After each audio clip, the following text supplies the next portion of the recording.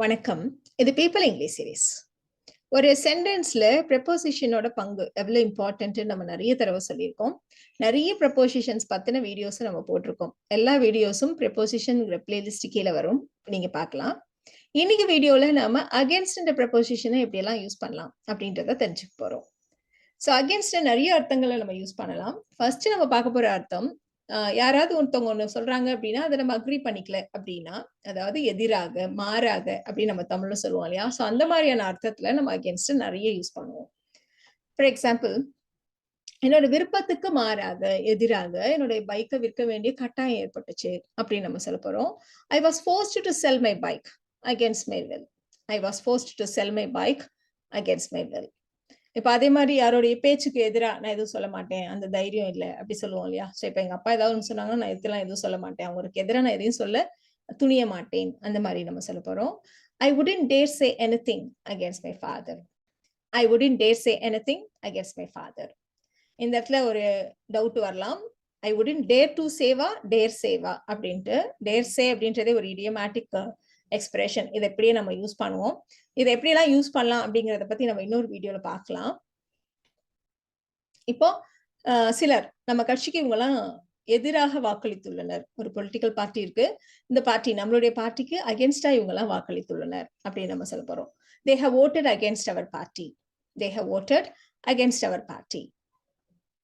So ரொம்ப காமனா நம்ம சொல்றது வந்து சட்டத்துக்கு எதிரானது அப்படின்னு நம்ம சொல்லுவோம். இட் இஸ் அகேன்ஸ்ட் த லா. அதே மாதிரி ஏதாவது ஒரு மேட்ச் அப்படின்னா இந்த கண்ட்ரிக்கு எதிராக இவங்க விளையாடுறாங்க அப்படின்னு நம்ம சொல்லுவோம் இல்லையா? அவங்க வந்து ஃபைனல் மேட்ச்ல அர்ஜென்டினாவுக்கு எதிராக விளையாண்டாங்க. They played against Argentina in the final match. They played against Argentina in the final match. இப்ப அகேன்ஸ்ட் நம்ம வந்து செகண்ட் என்ன அர்த்தத்துல நம்ம பார்க்க போறோம் அப்படின்னா, have something against someone. ஒருத்தவங்க மேல ஒரு காழ்ப்புணர்ச்சி, வன்மம், வெறுப்பு இதெல்லாம் இருக்கு அப்படின்றத தான் இந்த ஃப்ரேஸ் வச்சு நம்ம ஜென்ரலா சொல்லுவோம்.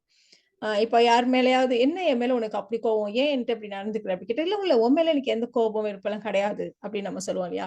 ஸோ ஐ டோன்ட் பேர் any grudge against you. I don't have anything against you. I have nothing against you. So இந்த மாதிரிலாம் நம்ம ரொம்ப காமனா சொல்லுவோம்.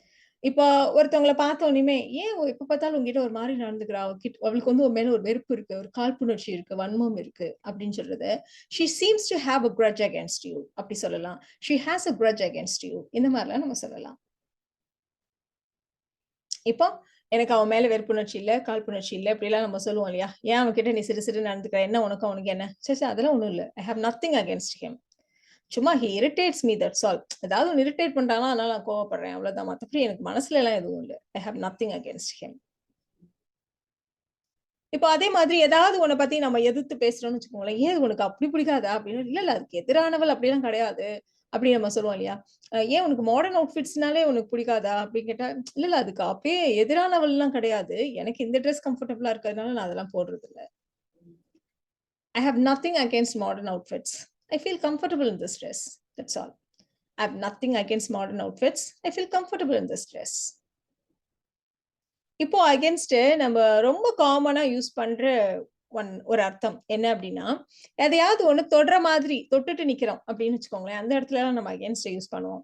ஃபார் எக்ஸாம்பிள், இப்ப கதவு மேல சாஞ்சாப்புல நிக்கிறீங்க, உங்களுடைய முழு முழு பாடியும் இல்லை, உங்களுடைய ஷோல்டர் அந்த மாதிரி ஏதாவது ஒரு பார்ட் ஆஃப் யுவர் பாடி மட்டும், அதை மட்டும் அப்படி சாஞ்ச மாதிரி நிக்கிறீங்கன்னு வச்சுக்கோங்களேன், அப்ப நாம இந்த அகேன்ஸ்ட் இந்த ப்ரெப்போசிஷன் நம்ம யூஸ் பண்ணுவோம். இப்போ she leaned against the door. அவ கதவு மேல சாஞ்சு நின்னா. She leaned against the door. இப்ப அதே மாதிரி யாராவது கார் மேல சாஞ்சு நிக்கிறாங்களே, கார் மேல யாரும் சாஞ்சு நிக்கிறாங்களா, அது யாரு? Who is that guy leaning against your car? Who is that guy leaning against your car? இதே மாதிரி யூஸ் பண்ற இன்னொரு ஃப்ரேஸ் வந்து prop against. இந்த prop against பாத்தீங்களான்னா, அதே மாதிரி சாச்சாப்புல வைக்கிறது தான். இப்போ நம்மளுடைய சைக்கிள ஸ்டாண்ட் போடாம சைக்கிள்ல வந்து ட்ரீ மேலேயோ இல்லைன்னா ஏதாவது ஒரு வால் மேலேயோ அப்படி சாச்சாப்புல நிக்க வைப்போம் இல்லையா? சோ அவன் வந்து மரத்தில் சைக்கிளை சாய்ச்சு வச்சுட்டு உள்ள போனான். He propped his cycle against the tree and went inside. He propped his cycle against the tree and went inside. இந்த lean againstக்கும் இந்த prop againstக்கும் என்ன டிஃபரன்ஸ் அப்படின்னா, lean againstனா சாஞ்சாப்புல நிக்கிறோம், சரி, அது இல்லாததுனால நம்ம விழுந்துட போறது இல்ல, சும்மா கம்ஃபர்டபுளா இருக்குங்கிறதுக்காக சாஞ்சு நிப்போம். பட் இந்த இடத்துல வந்து கீழே விழுந்துடாம இருக்கிறதுக்காக சாட்சி வைக்கிறோம் இல்லையா, முட்டு கொடுத்த மாதிரி. சோ அதுக்குதான் நம்ம வந்து prop against இந்த ஃப்ரேஸை நம்ம வந்து யூஸ் பண்ணுவோம். இப்ப அதே மாதிரி லேடர் எப்பவுமே எப்படி செய்வோம், சாச்சாப்ல தான் வைப்போம். அது அப்படியே வெர்டிக்கலா சவுத்து ஒட்டி இருக்காது, கொஞ்சம் டயகனலா தான் அது நிற்கும் இல்லையா? ஸோ அந்த மாதிரி இருக்கிறது தான் நம்ம வந்து ப்ராப் அகேன்ஸ்ட்னு சொல்றோம். So the painter propped the ladder against the wall. The painter propped the ladder against the wall. அடுத்தது ஒட்னாப்ல அப்படின்னு நம்ம சொல்லிட்டு இருக்கோம். ஒட்டி இருக்கணும், டச் பண்ணிட்டு இருக்கணும். அந்த மாதிரி இடத்துல தான் நம்ம அகேன்ஸ்ட் இந்த ப்ரப்போசிஷன் நம்ம யூஸ் பண்ணுவோம். ஸ்டடி டேபிள விண்டோவுக்கு பக்கத்துல, விண்டோ ஒட்டி போடு. இப்ப ஜன்னல் வழியா வேடிக்கை பார்க்கலாம். ஸோ ஆப்போசிட்ல ஒட்னாப்ல. Put my study table against the window. Put my study table against the window. So அதே மாதிரி நம்ம வந்து பெட் சவுத்தை ஒட்டி போடுன்னு சொல்லுவோம் இல்லையா? Put the bed against the wall. Put the bed against the wall. இப்போ அகேன்ஸ்டோடைய இன்னொரு அர்த்தம் ஆப்போசிட் டைரக்ஷன்ல, காத்தடிக்கிற திசைக்கு ஆப்போசிட்லயோ, இப்ப தண்ணி ஓடுது ஆத்துல, அதோடைய கரண்ட்டும் நம்ம சொல்லுவோம் இல்லையா, அதோடைய நீரோட்டம், அதுக்கு ஆப்போசிட்லயோ நம்ம ஒரு விஷயத்த பண்றப்போ அகேன்ஸ்ட்ன்ற ப்ரப்போசிஷன் நம்ம யூஸ் பண்ணுவோம். இப்ப அவன் நீரோட்டத்திற்கு எதிராக நீந்துகிறான், தண்ணி போற டைரக்ஷனுக்கு ஆப்போசிட் டைரக்ஷன்ல ஸ்விம் பண்றான் அப்படின்னு நம்ம சொல்ல போறோம். He is swimming against the current. He is swimming against the current. அதே மாதிரி எதிர்காத்துல சைக்கிள் ஓட்டுறது நம்ம சொல்லுவோம் இல்லையா, காத்தடிக்கிற திசைக்கு ஆப்போசிட்ல சைக்கிள் ஓட்டுறது அவனுக்கு ரொம்ப கஷ்டமா இருந்துச்சு. He found it difficult to cycle against the wind. He found it difficult to cycle against the wind. அடுத்தது அகேன்ஸ்ட் நம்ம எப்படி யூஸ் பண்ணுவோம் அப்படின்னா, கான்ட்ராஸ்டா இருக்குன்னு வச்சுக்கோங்களேன். பேக்ரவுண்ட், அது முன்னாடி இருக்கிற ஒரு பொருள், ரெண்டும் வந்து கான்ட்ராஸ்டா இருக்கு அப்படின்னு சொல்றதுக்கும் நம்ம அகேன்ஸ்ட் நம்ம வந்து யூஸ் பண்ணுவோம். ஃபார் எக்ஸாம்பிள், நல்ல ஒரு பொண்ணு ரெட் கலர் ட்ரெஸ் போட்டிருக்கா, சவுர் வந்து ஒயிட் கலர்ல இருக்கு. அப்போ அந்த ஒயிட் வால்க்கு அந்த பொண்ணுடைய ட்ரெஸ் வந்து அப்படி தனிச்சு தெரியுது அப்படின்னு நம்ம சொல்ல போறோம். Her red dress stood out against the white wall. Stand out அப்படின்றப்போ தனிச்சு தெரியுது, அதுதான் நம்ம இப்படி சொல்றோம். Her red dress stood out against the white wall. அதே மாதிரி ஒரு பீச் கலர் வால் இருக்கு, அதுல வந்து நல்ல பிளாக் கலர் போட்டோ ஃப்ரேம்ஸ், எவ்வளவு நல்லா இருக்கும் இல்லையா? The black photo frames look beautiful against the peach wall. The black photo frames look beautiful against the peach wall.